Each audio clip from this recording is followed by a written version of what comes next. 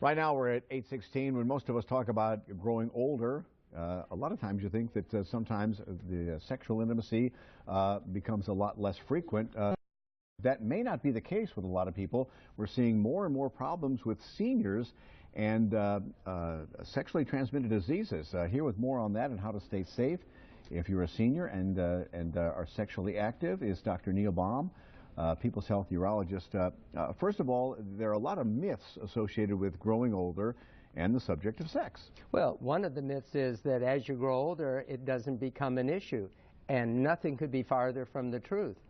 Older people enjoy intimacy just as much as you and I do. And although we're on the way there, but let's go over some of the misconceptions. Number one, seniors lack interest in intimacy. That's a first big misconception. Huge misconception. Intimacy for a senior is not always having intercourse. For a senior, it might be holding hands. It might be touching. It might be kissing. Even for younger people, it's the same way. I mean, the intimacy goes, intimacy can be a lot of different forms. Well, as we get older, we still like to have closeness. Sure.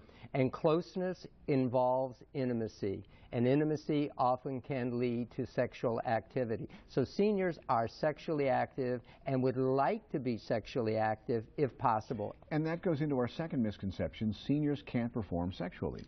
Absolutely they can, but things are a little different.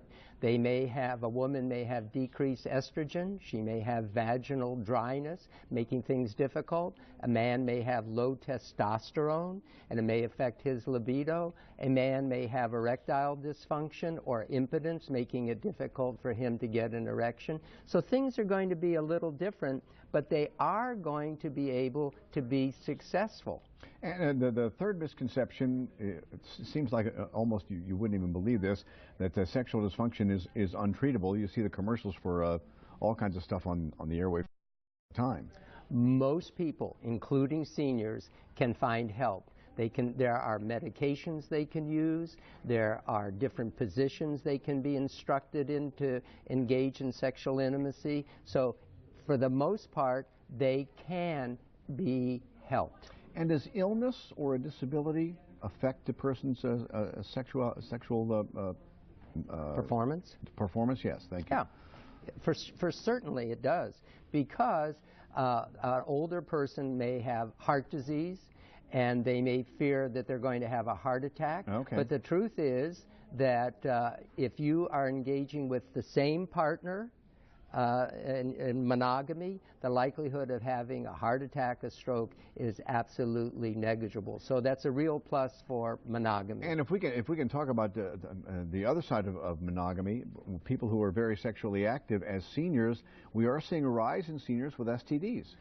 They are not immune for getting an STD, sexually transmitted infection. They can get gonorrhea, they can get syphilis, and they can even get AIDS. The number of people, older people who are getting AIDS is doubling. So these people need, if they're having a new partner, need to be tested, and the man needs to use a condom until they are tested. All right, Dr. Baum, thank you very much. If you'd like to learn more about taking care of your sexual health as a senior citizen, you can call the People's Health Network at 1-800-978-9765, or we have a link to that on our website at WWL-TV.com.